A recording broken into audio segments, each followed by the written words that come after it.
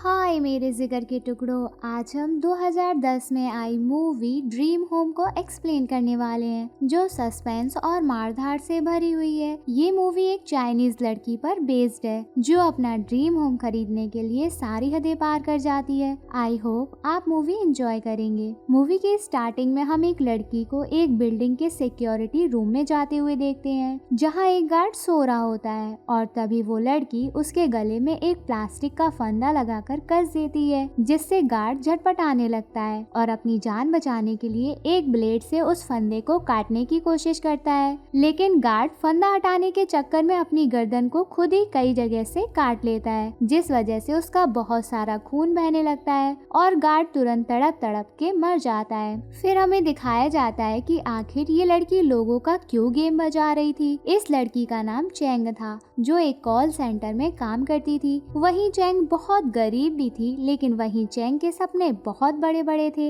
वो बहुत पैसा कमाना चाहती थी, इसलिए चैंग 2 पार्ट टाइम जॉब भी करती थी ताकि वो ज्यादा पैसे कमा सके। वहीं चैंग का एक सपना खुद के लिए एक शानदार घर खरीदना था, इसलिए चैंग दिन रात मेहनत भी करती थी। दूसरी तरफ हम देखते हैं कि चैंग काम करने के बाद एक होटल रूम में अपने बॉयफ्रेंड को चरम सुख देने जाती है। चैंग का बॉयफ्रेंड अमीर तो था, लेकिन इसके साथ साथ पहले से ही शादीशुदा था, लेकिन फिर भी वो चैंग के साथ टाका भिड़ाए हुए था ताकि वो समय समय पर उसकी लेता रहे, क्योंकि उसकी बीवी उसे देने में बहुत नखरे पेलती थी। और जब दोनों सो रहे होते हैं तभी उसकी बीवी का कॉल भी आ जाता है जो उसे घर आने के लिए कहती है, तो फिर चैंग का बॉयफ्रेंड तुरंत ही वहाँ से चला जाता है। अब सुबह होते ही चैंग को उस रूम के पैसे भी देने पड़ते हैं क्योंकि वो साला तो चरम सुख का आनंद लेके रफू चक्कर हो गया था। फिर हमें चैंग के बारे में दिखाया जाता है कि चैंग जब छोटी थी तब वो एक किराए के घर में अपनी फैमिली के साथ रहती थी। चैंग की फैमिली में उसके माता पिता, दादाजी और एक छोटा भाई था। वहीं एक दिन चैंग अपने दादाजी के पास बैठी हुई थी, तभी उसके दादाजी बताते हैं कि वो बहुत जल्द ये घर छोड़कर जाने वाले हैं क्योंकि यहाँ के मकान मालिक जबरदस्ती घर खाली करवा रहे हैं ताकि वो लोग यहाँ एक बहुत बड़ी बिल्डिंग बना सके।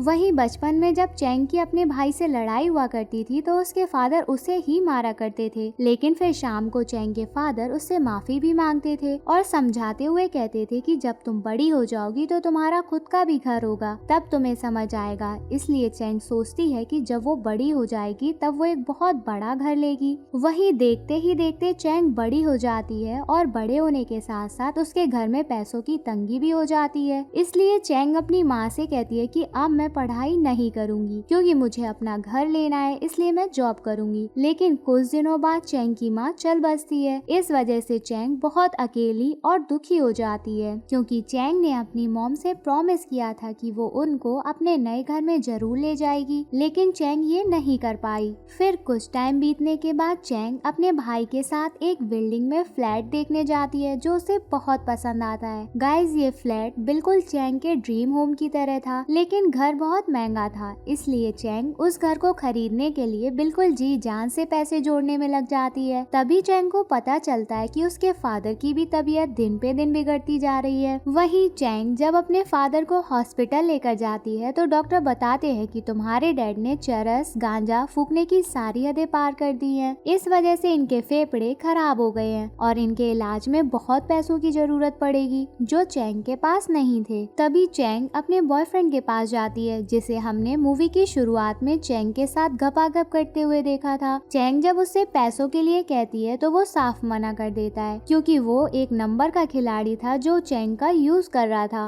अब यहाँ चैंग के तो पूरी तरह से लौंडे लग जाते हैं। फिर एक रात हम चैंग के फादर को देखते हैं जिन्हें सांस लेने में बहुत तकलीफ हो रही थी और चैंग जब ये देखती है तो चैंग उनके पास जाती है, लेकिन चैंग अपने डैड को ऑक्सीजन का पाइप नहीं देती और उन्हें ऐसे ही मरने देती है क्योंकि चैंग को अपना घर लेना था, इसलिए वो अपने पैसों को खर्च नहीं करना चाहती थी। अरे दैया दैया, ना बाप बड़ा ना भैया, सबसे बड़ा रुपया। क्यों गाइस, सही कहा ना।